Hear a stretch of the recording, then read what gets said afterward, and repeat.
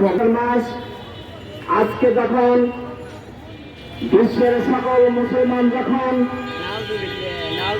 শ্রেণীকার চক্রে চলছিলেন, এমন একটি পর্যায়ে সেই ইসরায়েল গাজার বিরুদ্ধে হামলা চালিয়েছে, যেভাবে নারী শিশু সকল স্থাপনা ধ্বংস করে মুসলমানদের রক্ত নিয়ে ঘুরে ফেলছে।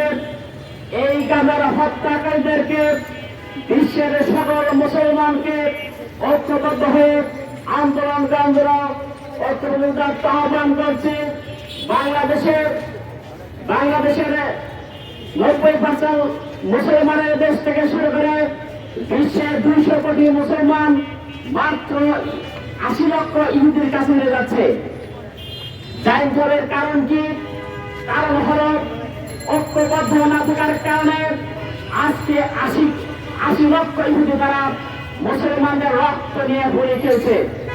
বাংলাদেশ থেকে স্পষ্ট করে বলতে চাই, মুসলমানের রক্ত নিয়ে আমরা আসলে খেলতে দেব না। আজকে মাহে রমজান মাসের গতকাল সেই ঐতিহাসিক বদর দিবসের সেই চেতনাকে বুকে লালন করে বিশ্বের যে প্রান্তে যত মুসলমান রয়েছে সকলকে ঐক্যবদ্ধভাবে এই হত্যাকারীদের এই হত্যাযজ্ঞদেরকে দৃষ্টান্তমূলক শাস্তি দিতে হবে। জাতিসংঘ থেকে শুরু করে বিশ্বে ইসলামিক জাতিসংঘ করতে হবে। ইসলামিক জাতিসংঘ করার মধ্য দিয়ে বিশ্বের যে প্রান্তের যেখানে মুসলমানরা নির্যাতিত হবে সেখানে প্রতিরোধ গড়ে তুলতে হবে। এই আশাবাদ ব্যক্ত করে আমি আমার সংক্ষিপ্ত আলোচনা শেষ করছি। আসসালামু আলাইকুম ওয়া রাহমাতুল্লাহ।